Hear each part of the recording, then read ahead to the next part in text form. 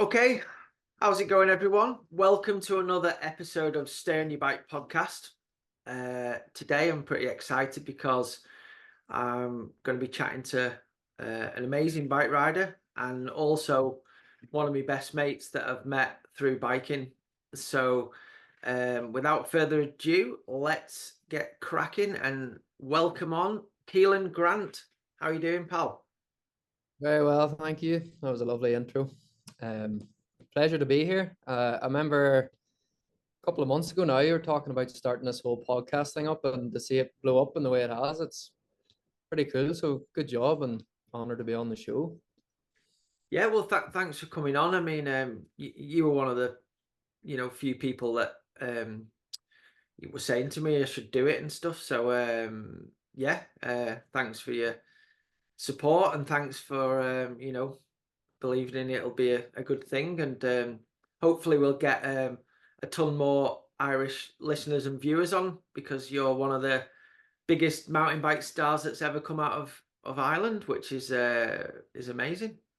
Yeah, the Irish like to get behind their own, so I can imagine you'll have a few keen people listening to this after this episode. But yeah, stoked to be on. Cool, cool.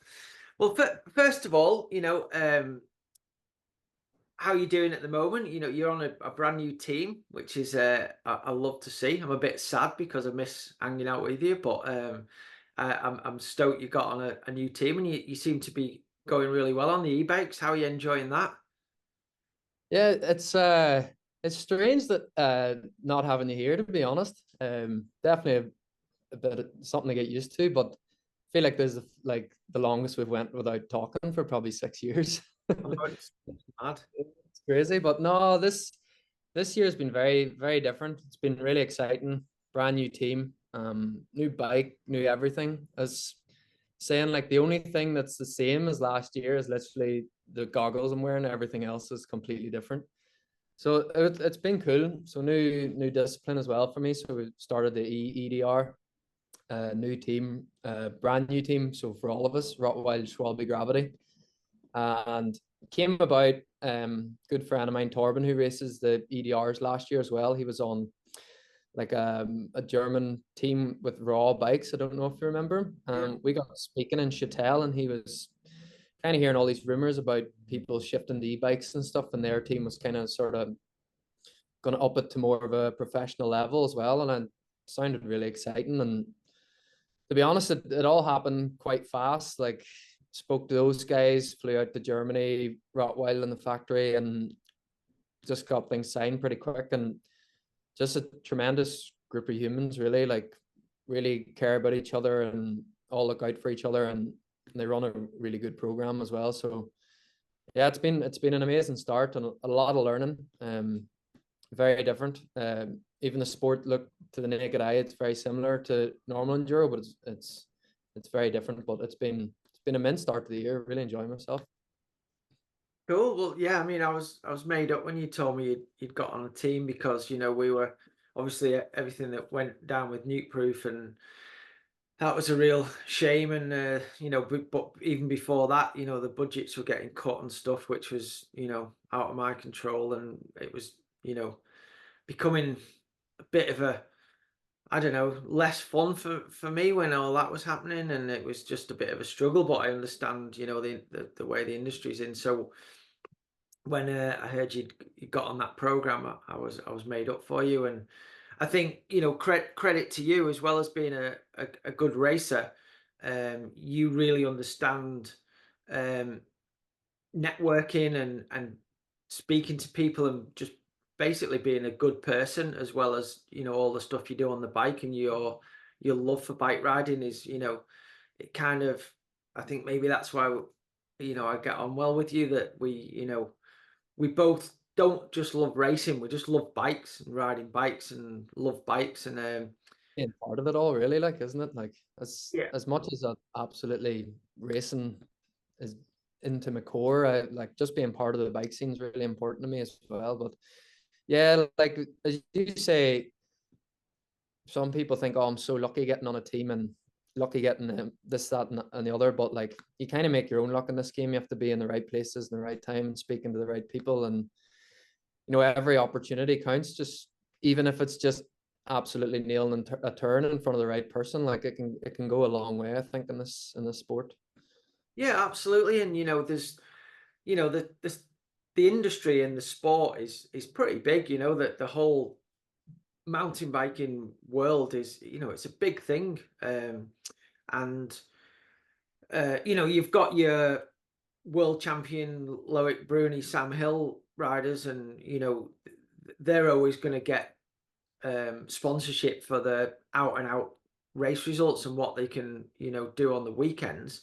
But then there's a million other people that are brilliant bike riders like yourself, and are right up there in the world rankings, but not necessarily always going to win those world titles, because that's what everyone's striving for. But there's very few people ever do that. But there's a place for riders and ambassadors, and you're a great example of using your bike skills and your personality and just your love for the sport to promote brands and bikes, and the other people that are way down below Yeah, that are playing all those bikes aspire to you because you're such a good ambassador. And obviously, me and you love race results, but it's not the be all and end all. Obviously, you've had some incredible race results, but you're also doing an amazing job for the brands that that support you. And hats off to you for yeah, that. You do a great job. appreciate it. Yeah, it's such a competitive market. Like, I know if I stopped today, like there'll be someone to fill my shoes within 24 hours. Like it's literally that competitive. And yeah, a lot of it's just staying relevant in the sport. And yeah, like as I say, you need to make yourself a brand and not just a racer. Like the guys that maybe put everything in the race and then it doesn't pay off, they can be kind of swept under the carpet pretty soon after their career. And like making yourself into a brand and something that people want to be a part of and brands want to get involved with, as well as racing. I think it's kind of just part of the game now. Like you even see it with the top guys, even like and all those guys are even doing the YouTube now, and they're making themselves, you know, more valuable to brands outside of racing as well. Because even if one of those guys gets injured, like they need something else that's going to be keeping them ticking over and keeping them relevant, I guess. But I think that's in 2024, that's part of being an athlete, really, is Yeah. just let people know what you're doing outside of the sport and inside like the races and stuff like that. That's just hand in hand with being a racer now. I don't think you can just show up to the start line and that's it anymore. I think there's a lot more to it. But I enjoy it. It's cool. Yeah, absolutely. Well, first off, with the current e-bike racing you're doing, how have you found obviously we did a little bit of e-bike racing on our team, but now you've gone full e-bike racing, and obviously the sport's progressing and changing a bit. How has it been this year? Is there been much change in e-bike racing since you last did it when you rode for our team, or is it similar, but because your focus is just e-bikes now? What's changed, and how are you enjoying it more, less, the same, or just different? It's been eye-opening, to be honest. Like first race we did was finale, and it was more kind of felt like an XC marathon to me rather than an enduro. Like it was tight liaison times. Like I actually got a time penalty as well. I stopped to just fix something on my bike, got to the top, and yeah, missed my start. And then because I missed my start, the next available time slot was maybe 3 to 4 minutes after that. So that means I had to sprint to the next stage, just about got to the top and dropped in, and then the rest of the day was kind of just like that. So it's intense. For me, it was kind of like the form, like the format when we raced. It was maybe 14 or 16 stages in the Tweed Valley that time. Like it was kind of back to what we all started in Enduro, what it was like. Like you remember those days we did in Chile and Colombia. Like you were out on your bike for close to 8 hours some days. Even one of those races in Whistler's was nearly 9 hours or something silly. Yeah. And I just love that. Like I love being stage 6 or stage 7 and just being knowing everyone is is wrecked, and you really just have to push through to finish the day. And that's kind of what the e-biking is now. It is a big day. It's a big challenge. Like when you finish the race, you feel relieved. You've spent all your energy. And again, like I found over the years as well, I kind of build into a race as well. So kind of start getting my good stage results towards the end of the day. And with e-biking, that kind of suits me because it's kind of a standard 9-stage format now with 2 power stages as well, which has been another challenge too. But to be honest, mate, I'm absolutely loving it. Like it was definitely, the questions and a bit of the stigma around e-biking at the moment. Like it is what it is. Same with electric motorbikes and stuff. But I think like anybody that gives it a go and like puts their all into it would just absolutely love it. And yeah, loving the series right now. It's been cool. Cool. Yeah, I mean, I don't know why there is a stigma around it personally. That's e-bikes are available so now, and they're getting better and better. More and more people are buying them. So Mhm. obviously there's going to be e-bike racing. I don't think there's anything wrong with it. I think, well, I think I've only completed 2 e-bike races. I did that one where I got lost, which Yeah. you all kind of quite enjoyed that day. Yeah, But well, I did the WS round here in the valley. What you did really well at, and then I did a bit of a different race a few weeks ago. It was again in the valley, but it was a 2-day race that was blind stages, so you didn't have any practice. So you had 6 days. Chris, was that? Sorry, Chris, what was it called? The but race? it was the Tweed Love Electric weekend. So basically, there was 2 big loops. On the Saturday, there was 6 stages, and then on the Sunday there was 7 stages, but with a bigger loop, bigger transitions. Mhm. And you had to, you could either choose a 2 battery Yeah. category or a 1 battery category. So I did the 1 battery, and you had to kind of manage your battery through the day, but there was no rush to get to the start. It wasn't as competitive as an EWS, so you had enough time to get there, and you just basically dropped in when you got there. Um, Sounds nice. yeah, but I really enjoyed it. Especially for me, there wasn't as much pressure, and it was just a fun weekend. But I think races like that for your non-World Cup athletes, I can't see there being, they're up there with any fun, enjoyable race weekend you'd want to do. Yeah, yeah. I mean, what other weekend are you gonna sort of cram that many race stages in over 2 days? You know what I mean? And Yeah, the pace of it's quite nice as well, where you finish a stage, and even if the climb's 1,000 meters away, you can be up there in close to an hour, and it's kind of the race never really stops. Like with us, we do a stage, and you take off your goggles, you don't stop, you go straight back up. Normally, they have like a technical climb back up the stage, and when you get to the top with your heart rate not really going down the whole climb, and then the 2 guys that are in front of you, they're dropping in, so you have a minute, maybe a minute and a half, and then you go again, and that's the whole day. So I kind of like that.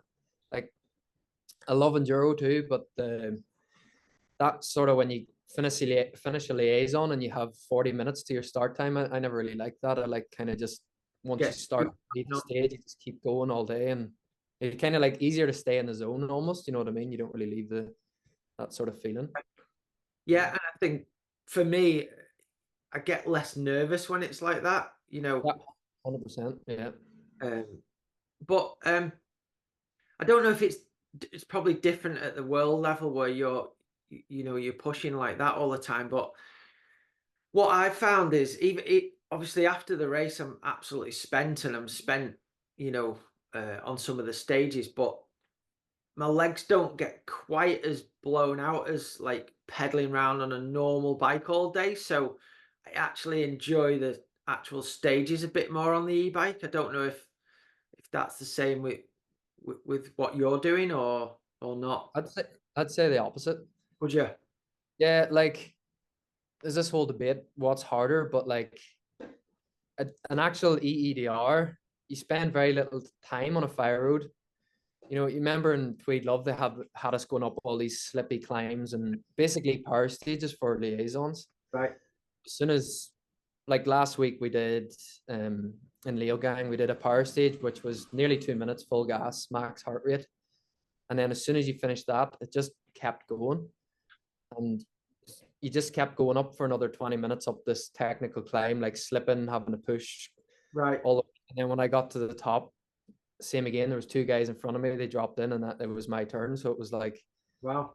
yeah, so it's a lot more intense in terms of like liaisons and stuff. Even though you do have a motor, they kind of adapt the terrain to sort of not make it so you're just spinning your legs up the fire road, you know. But yeah, it's, and also in the stages, which I found out this year as well, like I thought the guys were maybe using the motor a lot in the stages, which obviously they are, but a lot of the times you're traveling, like more or less all the time, you're traveling over 25K, which the bikes are restricted to.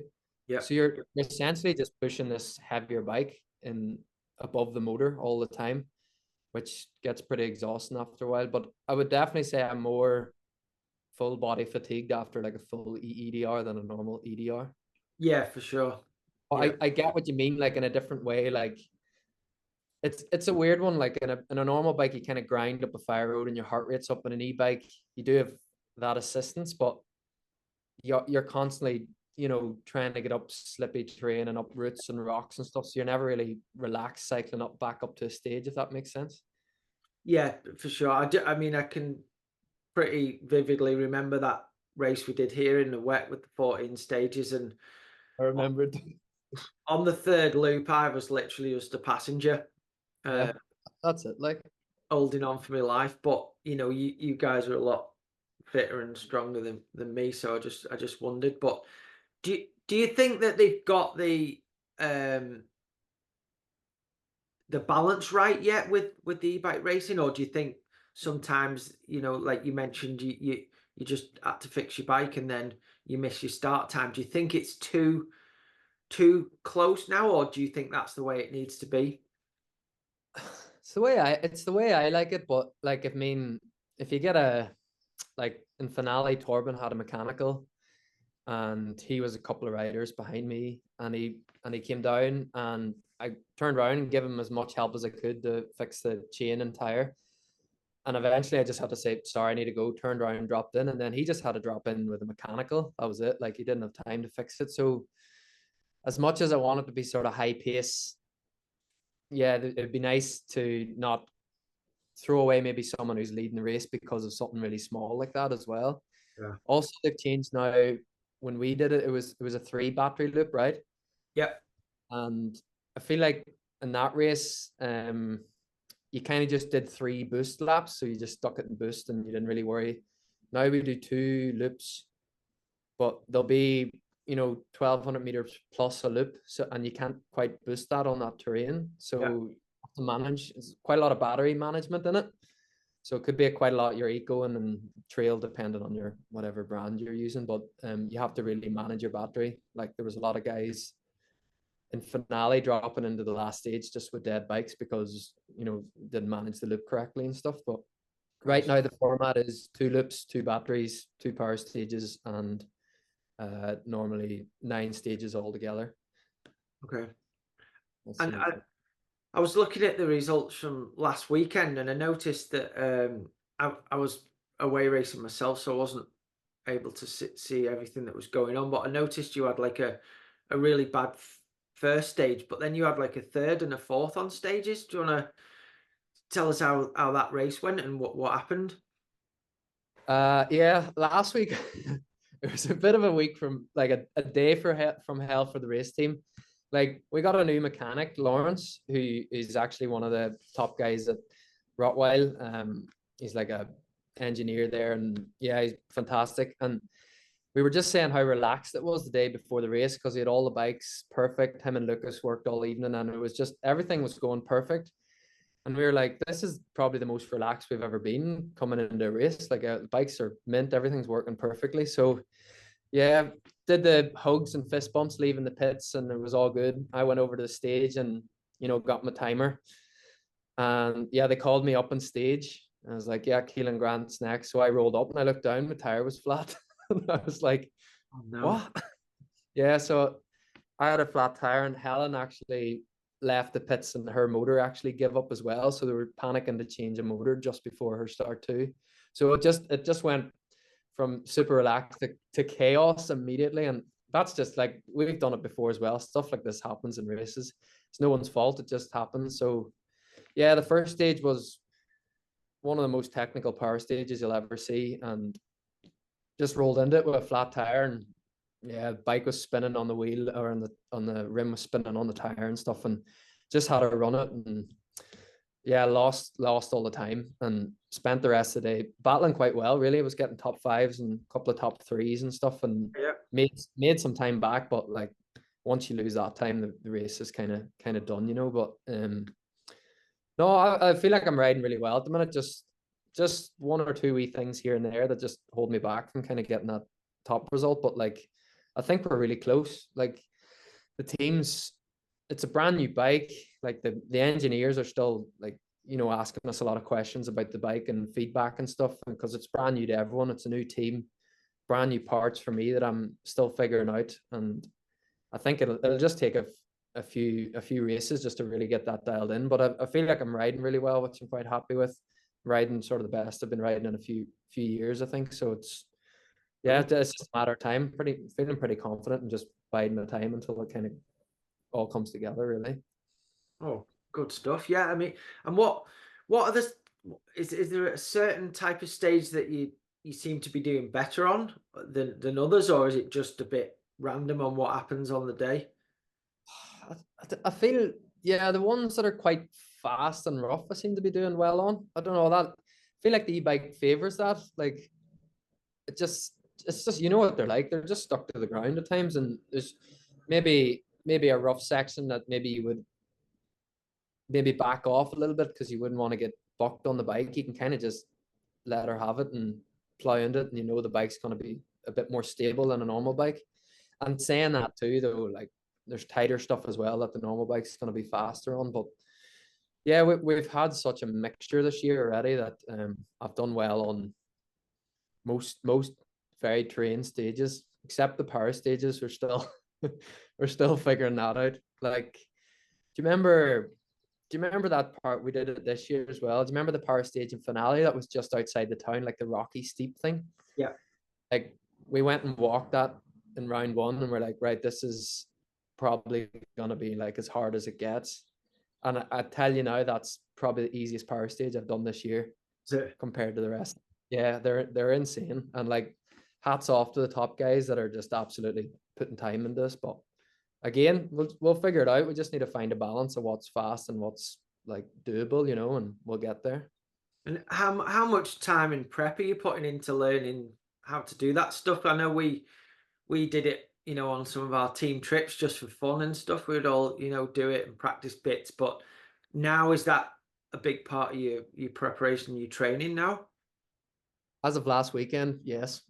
Like, to be honest, mate, like, coming into the season, like, the way we go out as we used to do, and we just climb up stuff, and you think you're amazing, like, you're just like, I'm the best at this. And then, to be honest, I was kind of like, yeah, I've ticked that box. Like, I'll just climb up anything and I'll be good. But these guys are moving up the same stuff, if not harder, way faster. Like, they are traveling up a crazy speed. So yeah, we're just bleeding a bit of time there. And again, if you watch some of the highlights from last week, you'll really see how they tape the course super tight, and how you need to be quite agile on the bike, but as well not slowing down too much. But Yeah. yeah, as of this first race blocks finished, I'm definitely prioritizing that a lot more. Like, I went out this morning and just climbed up one of the Morzine tracks backwards early in the morning, just to add in a little bit of practice here and there. But yeah, if you can at least manage those power stages, not lose loads of time on them, then you can make that back on the rest of the stages as well. Sure.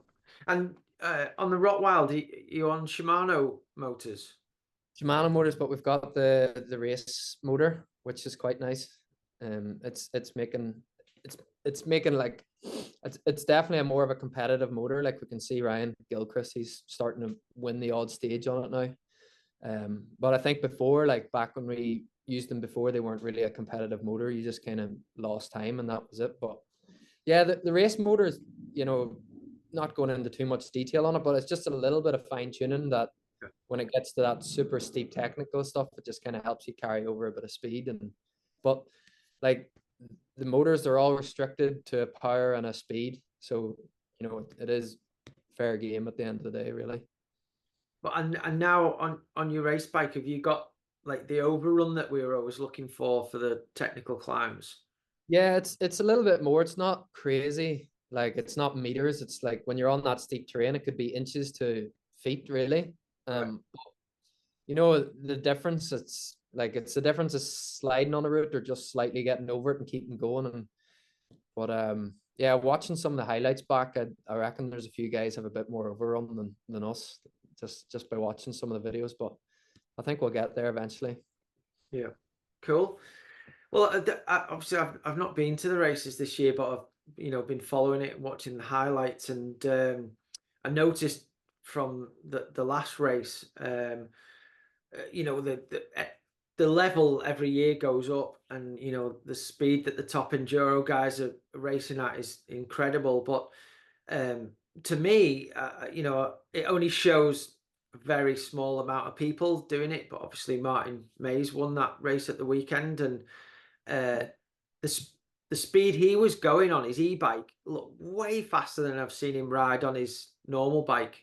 Mhm. Like you were saying in some of whether it was just the clips that they showed for the e-biking, but the pace that the guys were going at, and obviously you were at that pace too on some of the stages. It looked faster to me than the normal bike race. Yeah, it's hard to tell. I need to actually look back and compare some of the times as well, just to see where you would stack up on the two different bikes. Like I'd say again, it's really hard to tell. I think there's some e-bike stages that maybe the bike would be faster just because it's gravity fed a heavier bike and a bit more planted, and maybe some tighter technical stuff where you have to really pick up and get some high lines and use the lightness of the bike. The normal bike would be quicker. But what was quite interesting, depending on like the location, they have a couple of e-bike specific stages as well. I think you'd like them. They're a bit different, so they're kind of in finale. They kind of sent us down just your normal mountain bike track, and then they would just like sort of zigzag us up maybe a couple 100 meters, like a bit of a power stage within a descent stage. Yeah. And there was plenty of them. So that was so the normal EDR didn't do those stages. It was just the E-EDR. So I think depending on the format and the event, it would probably be seeing more of them throughout the year. Like I don't think Leo Gang with the downhill going on and the two enduro races, there probably wasn't enough tracks really to like tape that all in. But I think going forward, we're going to see more of that. But that was Yeah. pretty cool. Yeah, to me that makes total sense for e-bike racing, having like a bit of a climb within a stage and having a longer stage, Yeah, definitely. Well, that's good to hear. yeah, it was fun. And so obviously, I imagine you've got a really different team dynamic now. Is there as much piss taking in the team than there was in our team, or is it I pretty? don't think there's ever been as much piss taken as it's done. I mean, come on, like, no, the guys are actually amazing. Lucas, the team manager, his English is like I can speak pretty fast and he understands me pretty well. And where he's from in It's got to be Bulgaria, Irish then. no, It must be Irish then. not far off. Yeah, he gets some of the slang, and yeah, there's definitely a lot of piss taking going on and just good vibes. But I think we maybe took it to the next level over the last lot of years. Oh god. Maybe a bit too much sometimes. Yeah, maybe leave that for another podcast. Yeah, brilliant. And Yeah. is the dynamics of, obviously you've mentioned a little bit like the team and the I guess you're working very closely with Rotwild factory and employees. Is there a lot more? I mean, obviously with Nukeproof, we always got what we wanted when we asked for it. eventually, and all the guys that worked in the office in Ireland were super passionate bike riders and Yeah. staff. But is it much different, with the German company? It's very similar to the point where they're like a huge family over there. Like when I went over to the factory, like everyone I met was stopped and talked to me for ages and was really passionate about the brand, and they're all really passionate in their individual roles, and they're just really keen bike riders to make good bikes for people. And like when we were there, it hit 1 o'clock and everyone stops what they're doing and they go to the canteen and they eat food together. And that's what they do every day. And they talk design and talk engineering and talk bikes, and everyone's just super into it. So like the company itself is just a massive design company that also makes really good bikes. Like they have other projects going as well, but yeah, it's quite family orientated. Like I have like the numbers to all the designers and engineers, and they're always texting me and seeing how I'm getting on and calling me and stuff. And yeah, it's been amazing. And they're very open to feedback as well. And maybe the only thing different would be like the turnaround times for them to get stuff done seems to be quicker. I don't know if they maybe manufacture some stuff in-house or how it works, but like there's maybe some prototype parts or changes we've been asking for, and it's literally a matter of weeks before the stuff gets done, which is for a company that size is pretty insane. So yeah, Brilliant. yeah, they really want to just get the job done and be involved in another race team, because like their heritage is racing. Like you know yourself, they had like a downhill team, World Cup downhill team maybe 20 years ago, and you rode their bikes back in the day as well, along with other few. Steve Jones as well, was he maybe on a Rotwild for a while too? And yeah, so they're like the company's pretty rich in racing heritage, and I think they're just all super excited to have a race team again, which is really refreshing. Brilliant. Yeah, yeah. I mean, I rode Rotwild my first year racing elite downhill, and I had some really good results on that bike. I always loved the bikes. So yeah, it's good to see them back, and it's great seeing that you've got a part of that. Obviously a bike brand you've rode for yourself, you got that extra bit of interest in it, and it's great to Yeah, see. Um, cool. Well, let's just take it back to when you were younger and living in Ireland, and how did you get into bike riding and become a mountain bike racer? Because I know, obviously, because we're friends and we've hung out a lot, I know you did some other stuff as a kid. You weren't just a bike rider from the start and did yeah. nothing else. So do you want to just run through a bit of that stuff for us? Yeah, well, bringing it right back, like I had a amazing upbringing where my parents more or less just did everything for me and my two brothers in terms of like they were outdoor instructors. So mom and dad, they would have been out every weekend like teaching canoeing and then hill climbing and stuff like that. And we just got dragged along doing that. So we were kind of just born and bred in the outdoors, camping every weekend and stuff like that. So I think that's been a huge part of my life and why I like the outdoors so much and just traveling. Yeah, like biking wasn't super early on for me. Like I think it was, yeah, just like any kid, we had bikes, didn't we? I think dad won maybe like a newspaper competition or something, and he got like an old Mongoose BMX and some other random mountain bike, like a couple £100 mountain bike, and I think we won them, and that was kind of our run around bikes when we were younger, but not really mountain biking, just yeah, messing around in the park and stuff. And after that, like I think we done every sport under the sun, me and my two brothers. Like I was crazy into rugby at a stage, did swimming, hockey, played golf for a long time. Yeah, just everything. So any sort of youth club or after school activity, me and my two brothers were doing it. And so we had loads of opportunities, but I always remember when I was younger, I just had this fascination with being pro at something. So for ages it was rugby. Like I said, took it seriously at the time. Like you thought you were doing stuff seriously, but at rugby I was like, I'm gonna be really good at rugby. I'm gonna get on the first team and end up being captain and stuff. And then after that it was golf, like played golf and took that super seriously and tried to play golf, and it was always in the back of my mind, I wonder could I go pro at golf and some sport, just something to be pro at it. It didn't. And then I remember my mum and my dad bought me and my brother Paddy a bike. So we shared a bike. It was an old Diamondback, like piece of crap.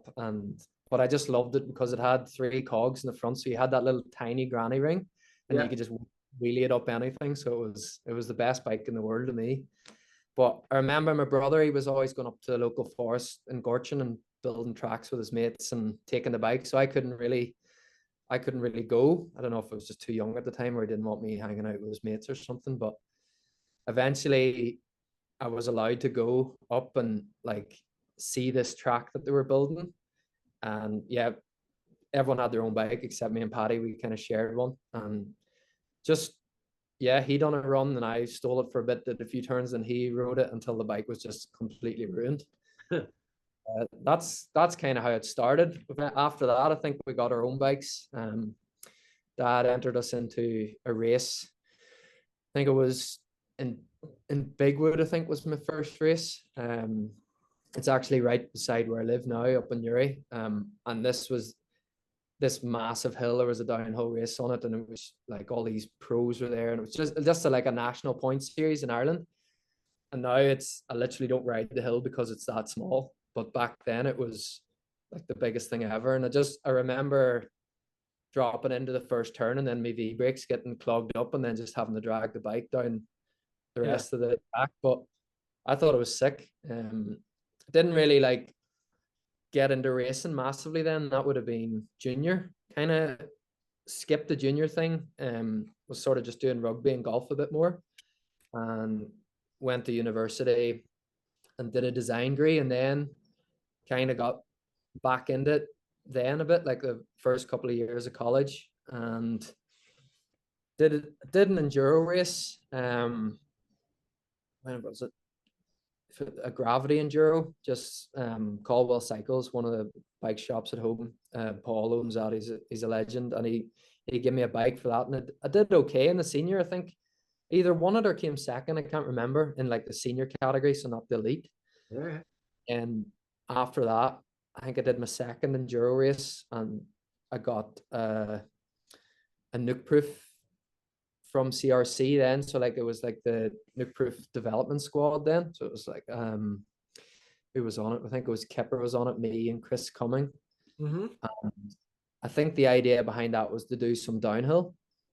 So I was like, yeah, I'm gonna do downhill. That's what I want to do. But the deal was you only get one bike. So I was living in Belfast at college there, and I had to cycle to the track. So I was like, I'll get one of these enduro looking things. So it was like, you remember the original Mega, like the green machine?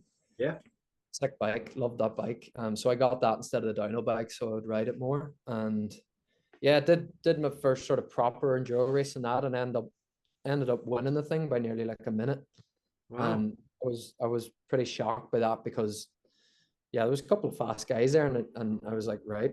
And did a few more races that year and won a couple of Irish races and stuff. And then that's kind of how the enduro thing started and how I got involved in Nukeproof at the start.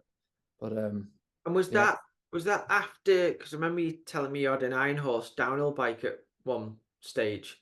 Was Yeah. that after that or before that? Oh, that was after the Iron Horse. Yeah, the Iron Horse would have been when I just be after when I did that junior race I spoke about. It took like, didn't really do any mountain bike racing, didn't really know much about it, didn't really know that there was a scene going on until like there was a group of guys bikeology at in Oma, and they were just doing these downhill races.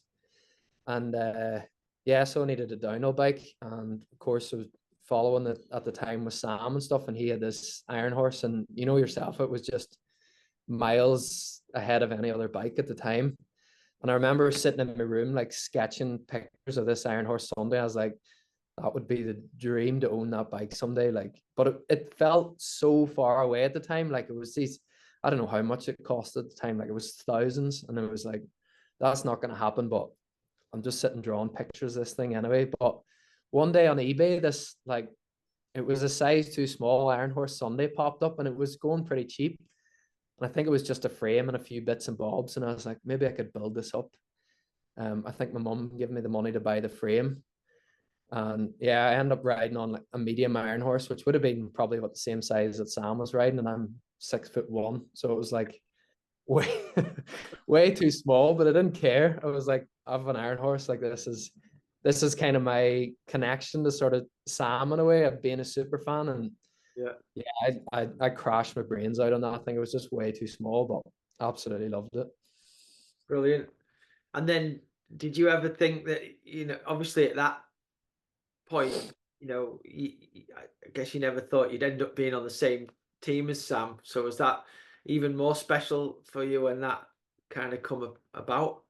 Yeah, like it wasn't even on my mind. Like you put these guys on a pedestal when you're younger, don't you? You just like in my mind, I was never even going to see Sam. Never mind being on the same team as him. Like I was so far removed from it. Like I didn't really like the World Cup seemed so far away, and it just never even seemed possible, or it was even going to be a thing. And at the time, there was a couple of guys like Glenn O'Brien and like Greg Callahan, Dan Wolf, like they were kind of going to, I don't know if they were doing full series at the time, but they're going to the odd downhill race World Cups and stuff.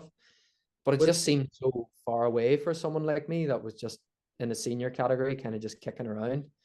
But were they the guys that you kind of looked up to on the Irish scene? yeah, like Dan and Greg, even though they're only just slightly older than me at the time, they were like I didn't start off fast. I wasn't mega talented or anything. I definitely had to work for like the fitness and speed to get good. But at the time, these guys were just smashing the Irish races, and to me, that was just insane. Like there was a few others as well, but definitely Greg and Dan were kind of winning a lot at the time.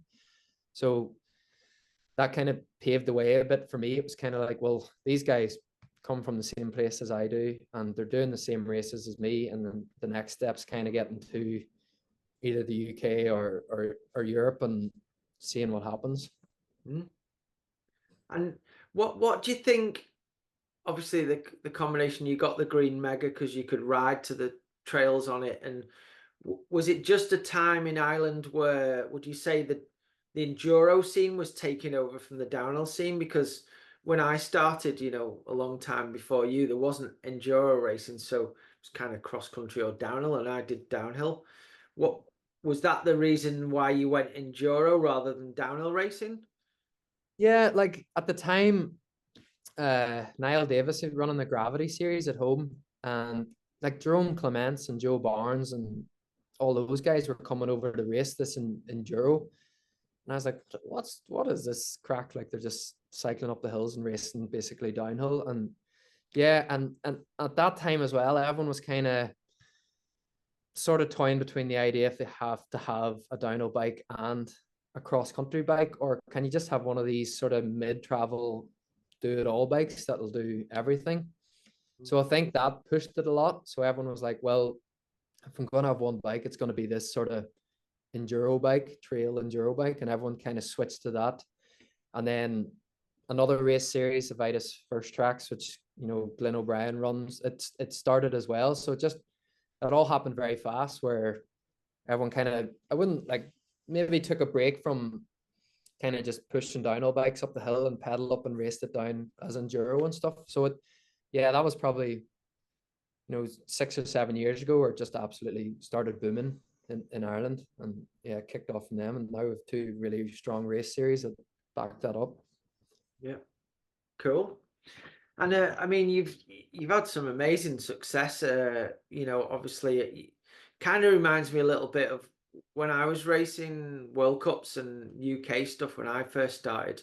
Like Rob Warner, it meant more to him to win the British National Championships, I think, than it did to do well at a World Cup. And obviously Greg's been really good on the world circuit, had some amazing results. But when it comes to and in latter years, you've competed with Greg and beaten him and gone backwards and forwards on the World Cup scene. But you've had some great battles to win the Irish sleeve. Is that something that's means a lot to you guys in Ireland?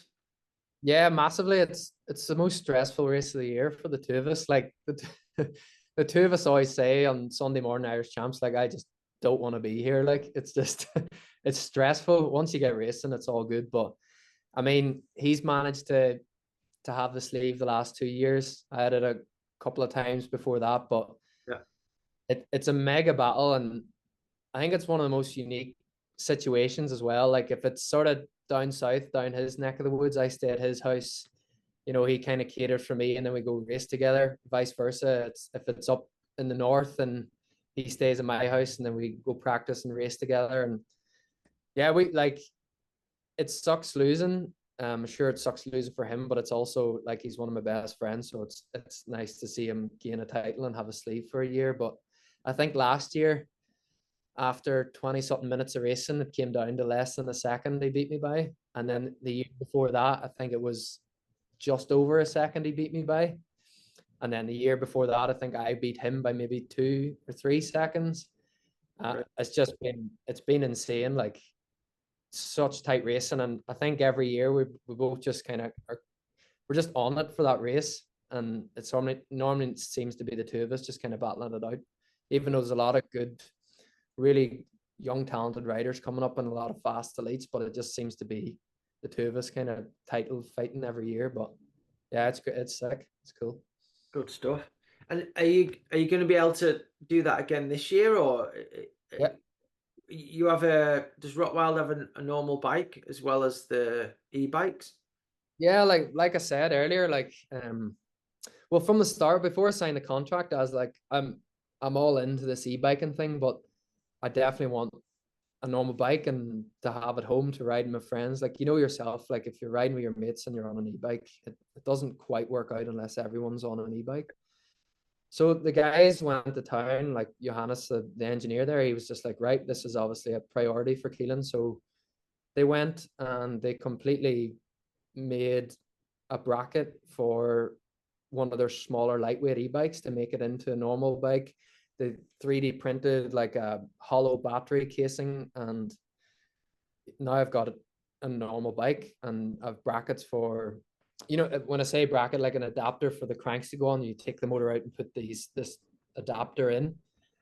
And now I have a couple of normal bikes, and yeah, so I can race whatever race I want now, and it's unreal. Like it's like a 375 the e-bike's called, but um it's a normal bike now and it's sick. So I think we're gonna do some sort of bio bike racing as well in the future, and not just e-bike. So we'll see how it goes.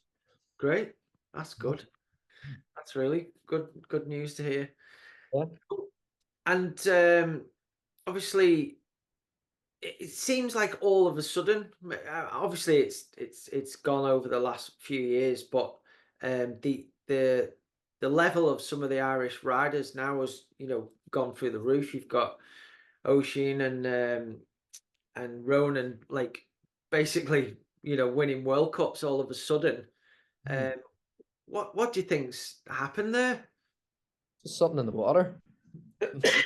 Obviously, Yeah, Ronan and Oisin, like them two boys have just been maybe behind they're the on the liquid death water. Yeah, what's that he drinking this time of the month? Oh, that's that water, isn't it? Mm. Need to Is get it? on that, Keelan. Good stuff. It's just tap water in Basically, a can, is it? fizzy Oh, water. fizzy water. Oh, I need to I'm get. a bit older and a bit more established. I drink fizzy water I'm flat out in this fizzy water these days as well. I need to get me a few of them. What do you call it? Liquid death, with death. Amazing stuff. right? Sold. I'll get a few of them bought. Um, yeah, Ronan and Ocean have just been grafting away in the background. Like they're always riding their bikes, and like I don't think Ronan came into the scene as this insane talent or anything. Like Ronan's been kicking around the downhill scene for a while, and he was always this guy like you see him practice way faster than anyone else, out of control, crashing, never really finishing the race. And he's just got strong and developed a bit of racecraft, and now he's just using that, like putting that speed together in race runs, and he's literally just winning World Cups now. He's one of the fastest in the world, and I think like for me when we spoke about Greg and Dan, like that's what kind of gave me a bit of hope. Like, right, there's a gateway to UK European World Cup racing here. Like, there's a bit of a gateway outside Ireland here. As if you don't have that, then it's hard to look past them. It's hard to have anything to strive for or reach for. And now that like all these young kids see Ronan and Oisin and Jacob and all these fast dudes, that they're just like, it's possible. They ride the same hill as me. They have the same facilities. Like, it's doable. So I think this generation and the next 5 years, it's going to be insane. Like, there's going to be more and more guys coming up. Great. I mean, yeah, I mean the speed both of them lads are riding on the World Cup scene is super impressive. Like, you know, even last year, I think Ronan was going too fast sometimes, and you know, he's just Yeah. so brave. And this year, he really looks like he's got it Just together. stepped it up a level with his composure and racecraft. Like, I think, yeah, and I feel like this year and next year it's just going to keep going. Yeah, it's brilliant to see. And then you see, you know, from I don't know them guys that well, but I watch Ocean ride, and he actually looks like sometimes so composed he's not even trying, and then he Just gets chilling. a good time. Yeah, he's just chilling, kind of a little bit like Sam in a way. You know that, like, when you see Sam go down a stage in a video, it's just like, is he just sleeping? And then, you know, he comes in 6 seconds up. You're just like, but Yeah, yeah, there's an element to that. You see guys that are just pumping every rock and route and pedaling and trying dead hard, and then Ocean just seems to be cool, calm, collected, smooth, and just seems to be just as fast as the top guys. So yeah, yeah, it's just a style, I think. yeah, brilliant. And do you know and ride with them guys quite often or not really? No, like, not too often. Like, I think just with everyone's schedule, like, you have a limited time over winter, and those downhill teams do so much testing and team camps. And even this year, like, we had 2 team camps as well. And yeah, it's hard to link up with everyone, but I think maybe later in the summer when some of the races come together and stuff, we'll get a bit of time to ride and catch up, because I haven't actually seen them since winter, really. So Okay, cool. Um, good stuff. So you've got um you've got the full schedule of e-bike racing this year. Is there any other plans that you're doing with Rotwild in the future? Is it just going to focus on e-bike racing, or are you going to be more involved with product development like you've just done with getting yourself a normal bike? yeah, I'd like to think so. Yeah, like, they're all engineers. Even the guys on the team, like Torben, one of the other rider, he's an engineer at heart as well. So I think there'll be plenty of that going on for sure. And we're always, especially with e-bikes and motors and stuff now, there's a lot more data and stuff to collect and feedback going on. So I reckon there'll be a bit of that in the future. And I have a product design degree as well, so there may be a bit of that will play into it. For now, racing, like, we've got the full e-bike, the e-edr World Series. I done a couple of races in Germany 2 weeks ago. Just had some time to them, the German national e-bike champs and the normal bike champs. I'll have the Irish champs in August, and I think after this race in France in Combloux, we're gonna go back to the mega. So we'll see how that goes. But Cool. I think, yeah, the brand itself is a full e-bike. They don't do normal bikes. But I think in the future, like, we'll just see how it goes. We just love racing and love spending time on our bikes. So we're not completely dedicated to an World Series alone and nothing else. I think we're open minded to most things. And this year, for everyone, it's a learning year. Like, we're learning the parts, learning the bikes, learning this new race series, and seeing what's going to be best for us next year. But so far, it's going really well. We haven't had any crazy issues or anything, and it's going quite smoothly. So Brilliant. And I'm a bit out of touch with it, but does the Mega have an e-bike category now or not? yeah, yeah, it does. Brilliant. Yeah. And that's got a power stage in a big power stage in it. Yes. The Mega pretty much is a power stage, most of it. But I think when I remember going back before I was on your team, it was 2017, it was the first e-bike race. When the Lizard did it. The Lizard did it, and their qualifying was the qualifying track backwards. That's right. I remember now. It's bloody insane. I don't think they do that anymore. Like that's more or less just hard moto enduro, really. Like, but I think the e-bike is basically the same course, and they just do it the day before or day after. I'm not sure, but Brilliant. And talking about, hard enduro, because over the past few years you've had a motorbike and you've done really good on that and yeah. loved it. It was pretty cool to see Manny do the e-bike race last week. Did you manage to get around with him and have a chat Yeah, with he was quite a few riders in front of me, but I had a chat with him at one stage. That man just seems buzzing to be alive, really. Like he's just stoked on anything. So I think he loved it. I think the power stages were maybe a wee bit of an eye opener for him, like how, like it's pretty similar terrain. Some of the bits that he was doing in Erzberg were just trying to pedal up, you know what I mean? So, but I think he done quite well on them. Like he's just technically at uphills, he's just amazing. But he did pretty good. Like he wasn't too far off the top 20 for, like, I know it's his local round and stuff, but he did amazing. But it's only good for the sport seeing guys like that show up and him? race. It was Definitely. sick. Yeah, hopefully, that'll spread the love for the sport into the motorbike world, and you'll see more Yeah, motorbike riders come over, because I can only see the e-bike racing getting bigger and bigger. yeah. Hopefully Like I they listened to a get podcast more. last week with, you remember Billy Bolt came over and did the Tweed Valley. Like I think he Rapid. wasn't far off, maybe top 15, top 10 overall or something like that. Yeah, Like rapid. insane. Like Yeah. these guys are fast.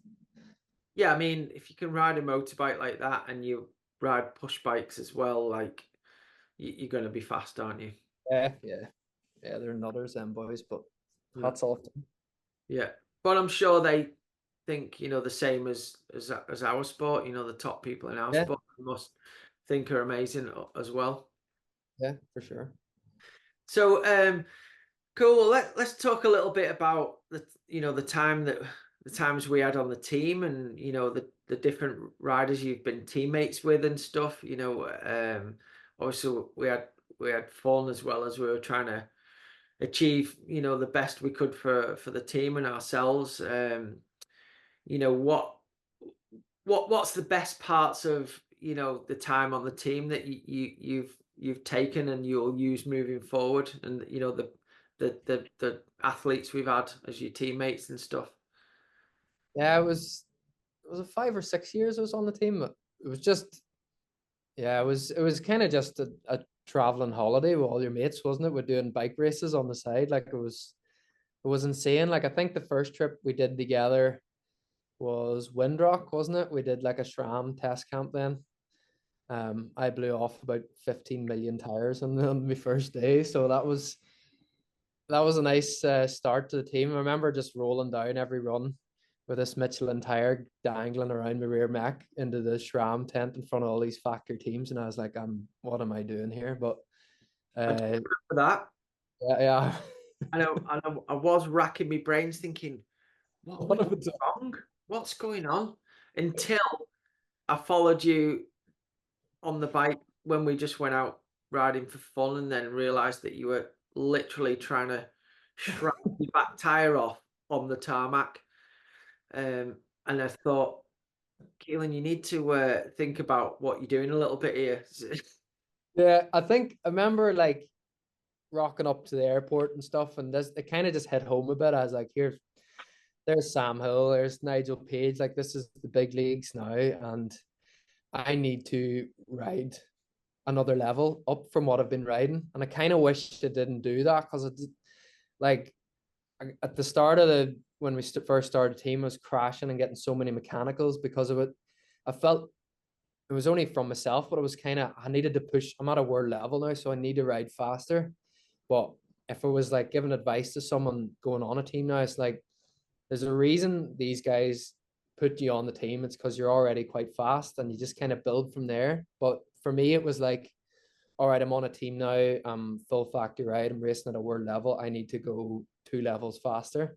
Yeah. and it didn't. The start of 2018, it didn't really work out. Like I just, as I said, mechanicals crashed my brains out, and Sam and Elle were winning every race, and I was just scratching my head. So it took some time to get into the flow of things and kind of figure that kind of racecraft out, that you can't just grit your teeth and hit the first few turns as hard as like a downhill sort of thing. So it took a bit of time to figure that out. But Sam was a great help with that, where you just need to watch him ride, where he's super composed and balanced on the bike, but his the speed he's traveling is just insane. So it was real nice being on the team with him for a couple of years, and he's a great dude as well, and he's funny as well. He kept the good times rolling, which was quite nice. But yeah, 2018 we started, went to Chile, Colombia, went to Whistler that year as well, and all around Europe, and Yeah, it was a it was big year. nice.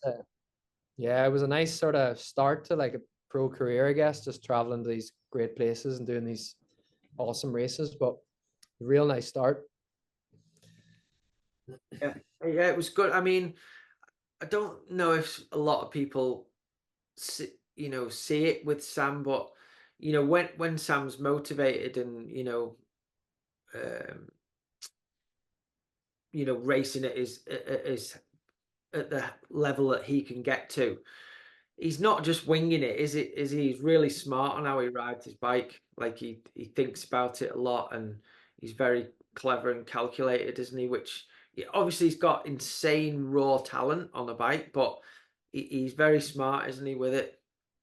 Yeah, like when he was battling out with Richie, and it's no secret, like Richie was a lot stronger than the fella, but he could almost piece out what was going to happen before the race happened. So, like, if stage 4 had a big physical flat section with an uphill after it, he knew maybe he would lose a bit of time there, and then he would know the next stage is like quite diverse and downhill and can mix up his lines to save a bit of energy. It'd make some time back on him there, and it's like he had it played out in his head before it even happened. And I remember numerous times after practice, he'd come down from a stage and be like, "Yeah, that's a bit of me, that," and then he'd go off and just smoke the stage. You're just like, how do you know these things? Like it was just it's just that belief in himself. Like he knows when he's riding well and he's on it and everything's working out. He's untouchable. Like, which was pretty amazing to be a part of. Like yeah, it was quite a shock to the system for me, especially that time in South America. Like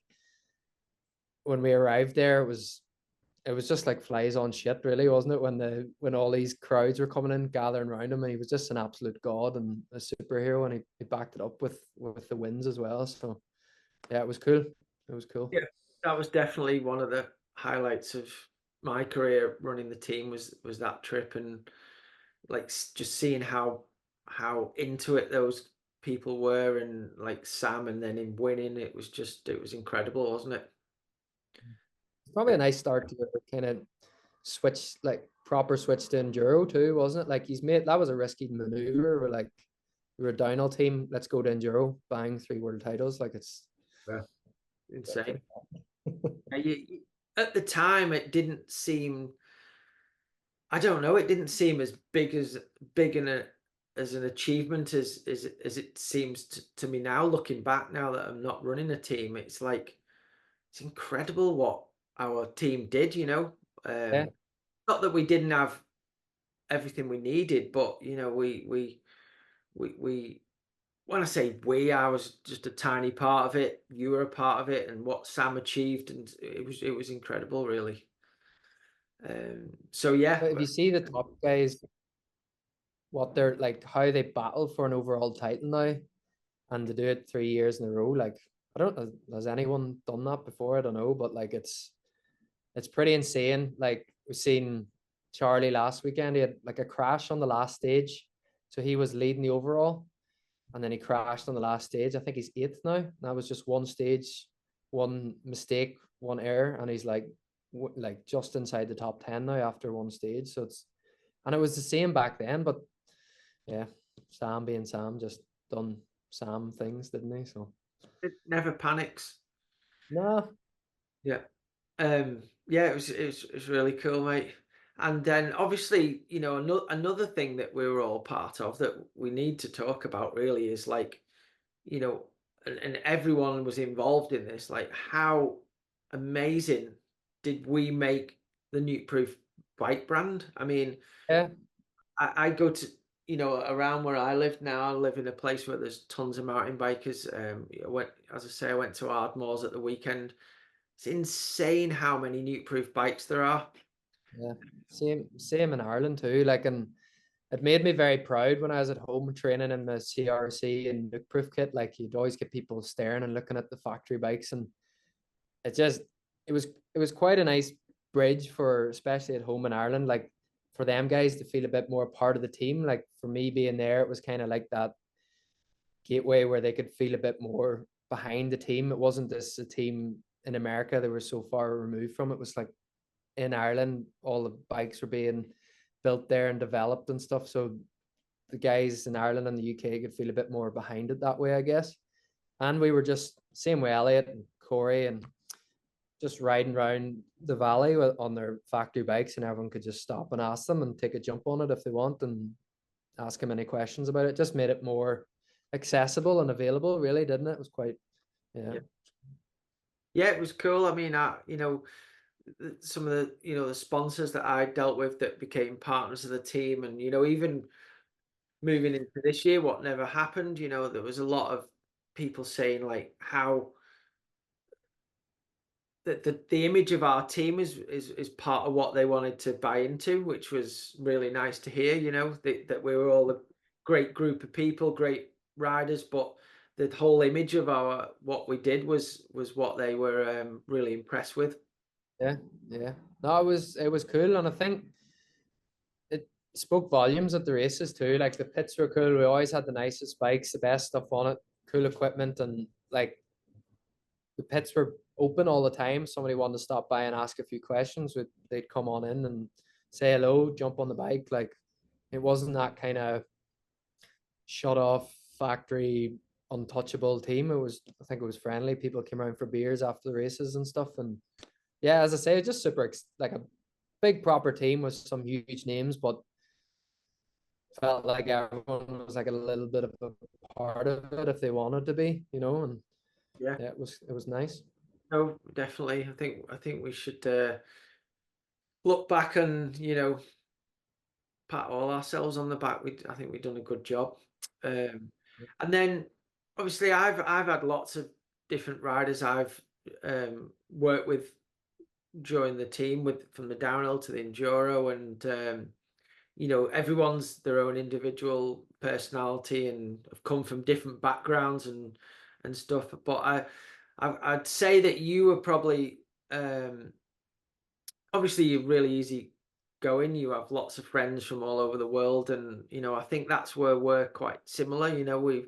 We kind of chat to anyone, and sometimes other people take the piss out of us, saying we're always off chatting to people and stuff. But I think it's because we enjoy what we do and we just love it. But you were always there to help me and ask me did I need any help and stuff, which I always appreciated.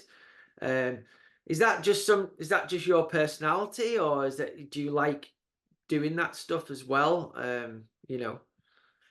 Uh, I'd say kind of the way I was brought up as well. Like come from a family where like we're all like everyone kind of mucks in and helps each other and gets stuff done. And also like I spoke about coming from that sort of outdoor activity background with canoeing and hill walking and climbing and stuff. And it's all a team effort really. You can't really do that stuff on your own. Everyone needs to help everyone. And I guess that's kind of just come across maybe a bit more in the later years when it comes to running it, like helping with the team. And again, like with a team, like if we left everything to you and everything to the mechanics, you would burn out as well. Like you have stuff to be at during the day and riders meetings, getting pits set up. Like if you come home at 7 or 8 o'clock in the evening and the dinner's not made and we're just sitting around with our feet up, like it can only last so long before you start getting annoyed at that stuff. And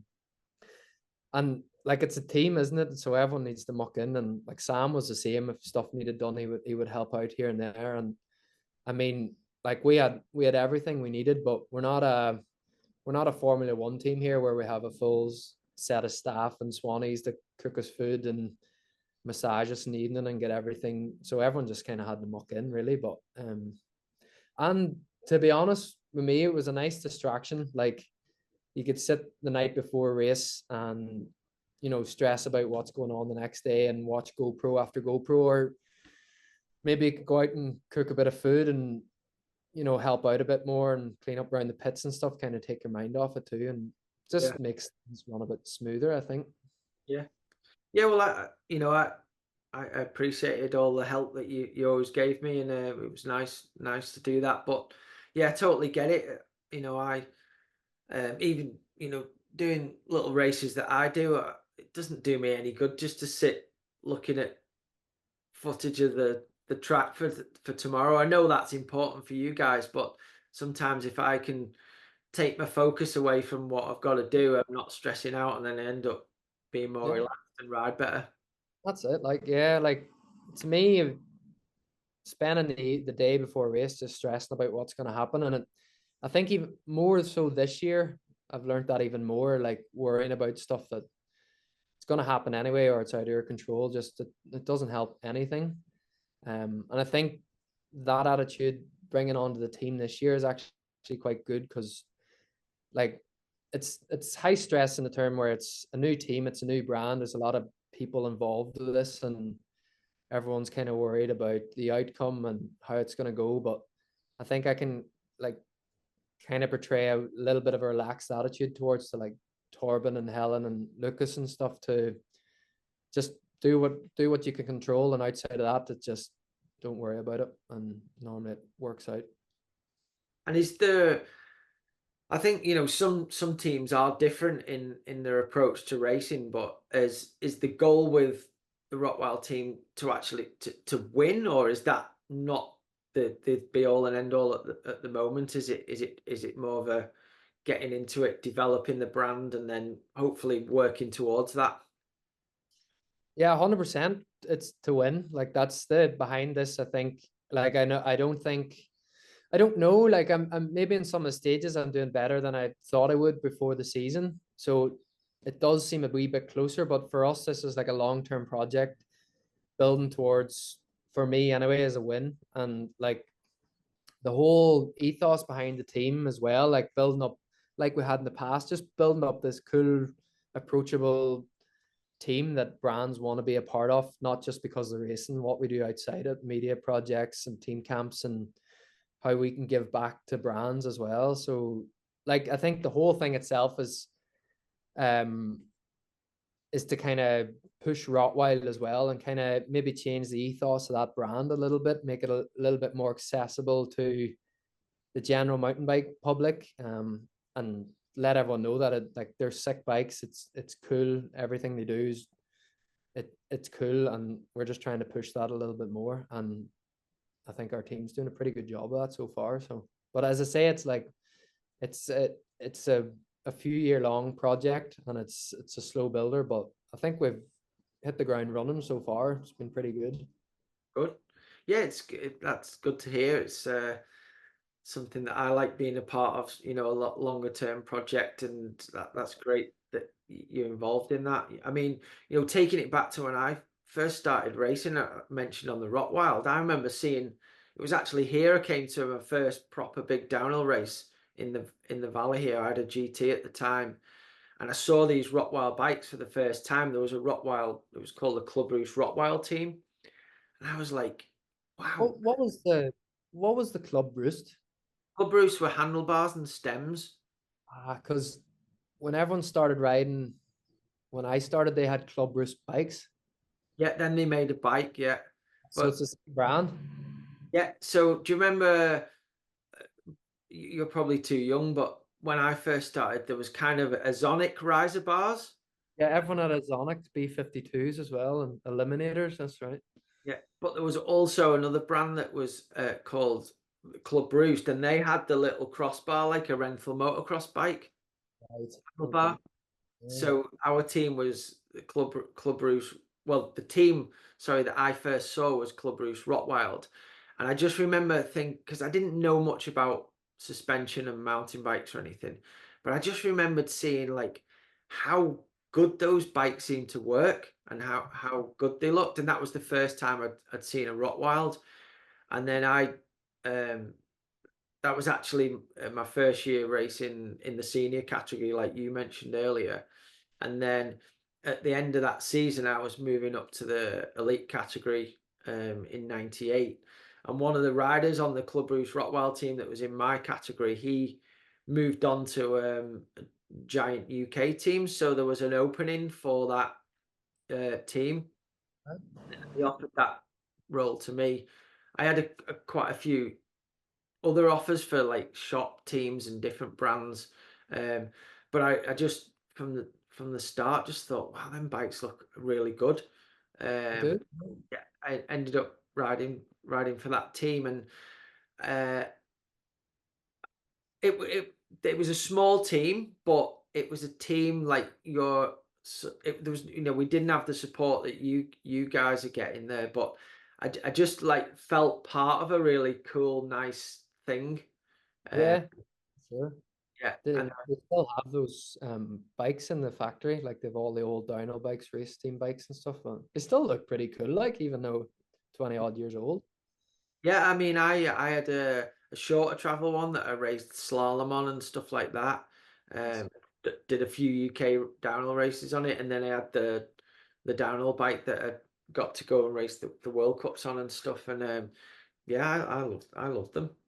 Yeah. So that's it's really cool to see that coming back in, and like we did with Nukeproof, a lot of people in the start when I mentioned it to them, were like, "What are you doing? Why are you doing that with Nukeproof?" Because we were riding intense bikes, and I was like, "Well, it's a brand that the company owns, and you can make you've just got to make that brand um, cool, and obviously the bikes are really good, but you just got to." Make it desirable for the general public that see you riding that bike and think, well, I want one of those now, and you know how to do that. So I'm sure you guys will be successful, and I look forward to seeing it. Yeah, like I'm sure when you started from intense to nuke proof, it was a big risk, but like, yeah, if you have a group of people passionate enough behind it to make it work, I think it makes life a lot easier and it's more than likely something's going to happen. You know what I mean? Even though you took that risk where you went from such a big brand like Intense to something that didn't really exist properly yet. And then like look what you achieved just because you had that drive and determination behind the whole program. And yeah, a couple of world titles later and yeah. Yeah, well, look forward to getting there, and I'm really looking forward to your first win. I will be coming over to celebrate when you do that. So save me a space at the bar. Well do. Cool. And so another thing that has always impressed me with you, Keelan, like you'll go beyond what you're given to achieve your goals. Like just right now, I see you're in Morzine. Have you rented a place out there for Uh, this? it's a long story, but I basically bought a van about 2 days before I came. I still have the Mountain Ranger, by the way. It's sitting at home growing roots, but the I Where did that bought come about from? I wonder. Old Samuel has his way with nicknames, doesn't he? It's funny how you just see something and like within a split second, the nickname, you're just like, that's gonna stick forever now, isn't it? Like Yergs. Yergs and the Mountain Rangers just and now all my mates at home call it the Mountain Rangers. Just like how's that even happen? But yeah, I bought a van, like a decent sized long wheelbase sort of Peugeot Boxer about 2 days before I came out for our second team camp. And I kind of wish I'd done it in years previous, but you know yourself, like if we done a race and we either drive home or fly home and then fly back out. And this year I just made a conscious decision that like I'm just going to stay out the full season in the van in between races, which I have zero problem doing. So like yeah, like if there's a race on, then I take my van, go to where I want to go, ride and train, and then go to the next race and meet the team there. And that's kind of what I've been doing ever since. The van's currently at the mechanics right now, so In Morzine. Yeah, luckily my mate Davey here, he's got an apartment here. He's out here like working on his laptop and doing some riding. So I'm staying with him for a couple of days. But literally as soon as I bought the van, I was like, what a cracking deal. This is unbelievable. And on the way to finale, it shit the bed. So I've just been kind of drive driving around a knackered van. Like it's a nice 2019 Peugeot Boxer, clean as anything, but there's something wrong with it as usual. So yeah, Mate, get it sorted, back up and running. such a good dude. You don't have much luck with some things. I don't get it. Well, here, get this, right? On the way to finale, van stops. I was like, what's going on here? Like, it's a new van. Like, it should be fine. No oil left in it. So I was like, right, this guy sold me a dodgy van. Surprise, surprise. So I went past the petrol station, maybe like 100 meters, and I was like, I'm not driving this thing on without oil. So I reversed back into the petrol station, who were sitting there, but two policemen just, what are you reversing back on the road for? Slapped me a €450 fine there. And Okay. I was like, boys, I'm having a day from hell here. Like, it should have been finale yesterday and I'm trying to get this van there. Slapped me a €450 fine. And I was like, cheers, boys. See you later. Bastards. Jesus. You can't, some of the stuff that happens, you couldn't write it, could you? Oh, you couldn't write it off. But it's all a good story in the end, isn't it? You've got to look at it that way. So yeah, but yeah, I don't understand why more people don't do that like you're doing. If you're racing in Europe for the summer, why not base and do your training out there? And Yeah. you know, it makes sense to me. So I Yeah, get I think like I'm super lucky where I have a girlfriend like Faye's really, she's open to the idea, and I have her flying out now a few times this summer already to come see me, and she's coming out now on Saturday as well. So she's spent a bit of time out here. But I think now in the future, I think like the plan is maybe just to base ourselves out here. It's like this is where the racing is. This is where the racetracks are, the big mountains, the ski lifts, and yeah, I think I kind of wish I'd done it a few years ago. Really, like I love racing in Ireland, and yeah, basing myself in Ireland's been amazing the last few years, and I've great friends. But I just come to the realization that if you really want to do well, you need to spend a lot more time out here racing the terrain that we're going to be riding all the time. So yeah. yeah, so far I've been out for 3 or 4 months anyway, I think. So it's been, yeah. So next you've got from here, your next race is the French round, is it, or have you got one in between? No, Con Blues in 2 weeks. So they've changed. Used to be so the Chatel race last year. They changed it to a venue Con Bleu, which is a couple of valleys over. Don't know anything about it, but if it's a French race, I'm sure it'll be good. Um, then we've got the Mega the week after that, and then the race in Switzerland. And then I've got one of my friends having a wedding at home, so I'll go home for that, and that'll be probably spend a bit of time at home then, a bit of time like more or less August at home. Okay. Yeah. And then And then you back out to Europe after that. I back out to Europe after that and finish off the season with a couple of races. So Okay. yeah, pretty busy season. Yeah. Sounds good. And I don't know if you know, but I've heard like some rumors that there'll be some big changes with the World Cup going into 2025.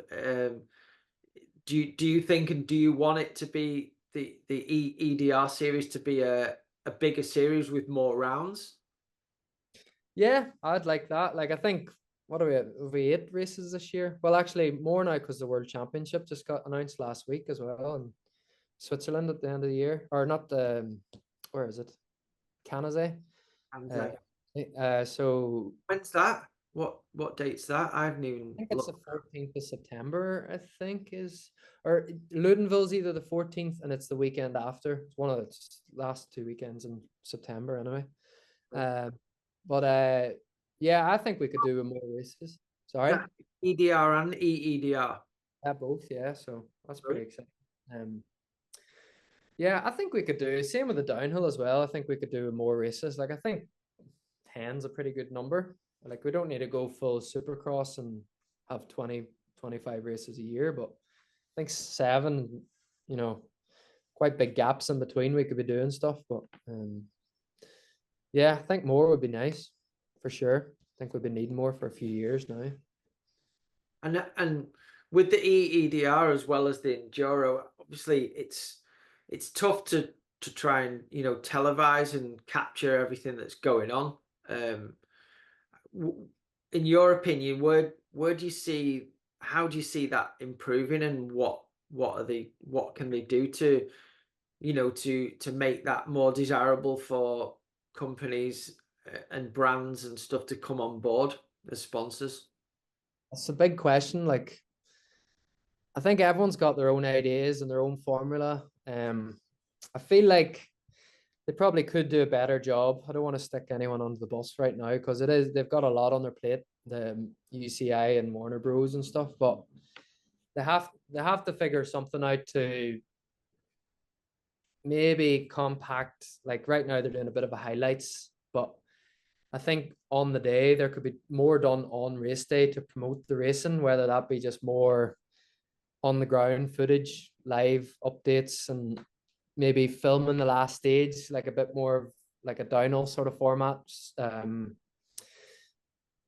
Yeah, I mean, it's definitely a tricky one. Like even this year to watch the races, like you're spread over three valleys and three mountains a lot of the time. To ask people to come and line every stage with spectators and cameras, it's a big ask, So yeah, I don't quite have the answer for that. I have some ideas and stuff, but definitely it's not like XC and downhill where it's just straightforward filming and reporting it back live on TV, like there's a lot to it. Yeah, Logistically, it's a nightmare really, but yeah, yeah, I think they could do some of the simple stuff more. They could do it better. yeah. And obviously, we saw Martin Mays riding his enduro bike adapted at the Fort William World Cup. Um,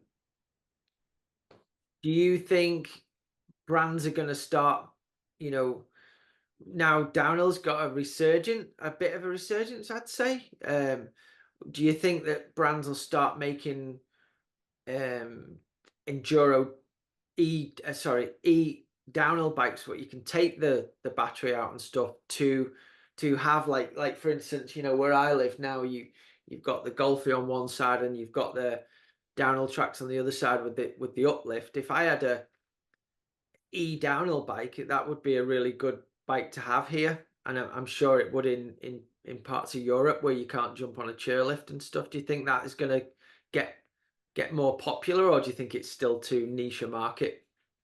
No, I think it's getting there. Like Rotwild actually do like an adventure sort of style bike at the moment, like a bit of a big battery park bike, I say, like long travel and straight up, straight down sort of bike. So yeah, I think like, and you see a lot of these brands coming out with triple clamps on their e-bikes now as well. And you know, like right now, and people here live in Morsey and the lifts aren't open and they still want to ride the tracks. Like I shot up to 600 or 700 meters this morning to do a lap, just super quick, and it's really accessible to people. Like I think it's just going to get more and more popular. But yeah, like even you see our team now with the adapted bottom bracket, bringing those bikes just to get us racing normal bikes. I don't see why more can't do that even on the World Cup stage and downhill and stuff.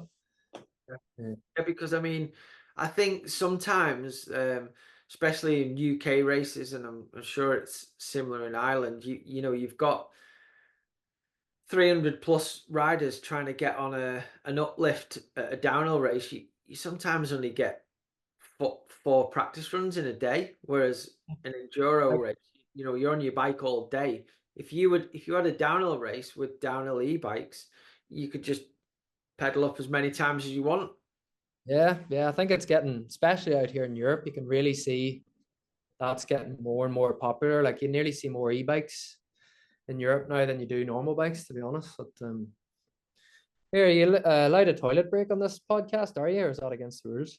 No, no. Well, I mean, we're nearly 2 hours in now. Are we? Yeah. Holy shit! So we can crack on forever, but no, I think we've covered some mega stuff there, Keelan. Obviously, we can do another Leave one us 2 hours. That's insane.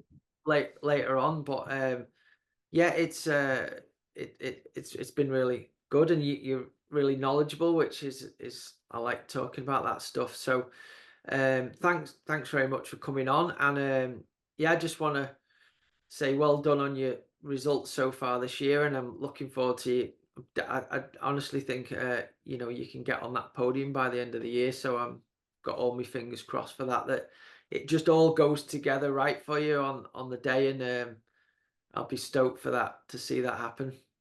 Yeah, I appreciate it, mate. And thanks for all the good times over the years as well. I know I said it before, but yeah, no regrets looking back, like it was such a good time, and it's a shame it ended the way it is, but I think like we've all made friendships that'll last a lifetime now and stuff, and we've all learned a lot, and I hope your new project goes smoothly as well. Like so far it looks pretty insane, and you're pretty lucky to have a loyal friend like Sam who's sticking by you and getting involved with something like that too. So I'm excited for the future for you, bud. It's gonna be a cool thing to follow. Cheers. Yeah, well, I'll keep you up to date, and hopefully at some point we can all get back together and go for a ride and have a beer and have a Yeah, catch. reunion ride soon for sure. Yeah, brilliant. Well, best of luck, mate. I hope the van gets sorted. And as I say, thanks for coming on. Appreciate your time. I know you're busy, and but it's been lovely to chat to you again. And yeah, cheers, bud. Appreciate it, Paige. Have a good one. And you, mate. Cheers. See you soon. Bye. Bye. Bye. Well, I hope everyone enjoyed that podcast with Keelan. He's such a good dude. I really enjoyed, you know, traveling around the world with Keelan. So wishing him all the best for his future racing. Please will you like, subscribe, and comment, because that really helps us, you know, carry on doing what we're doing here. Also, you might have noticed we've got some merch, so that's going to be available soon. Some Stay on Your Bike podcast t-shirts, really good quality, made by the 6-7 Racing guys. So Maya will post some information on the Instagram about that, when they'll be available and how. So appreciate that. And yeah, just thanks for listening and watching, and we'll have another exciting guest on next week. So thanks for tuning in. All have a good week. Cheers. Lovely. Yeah.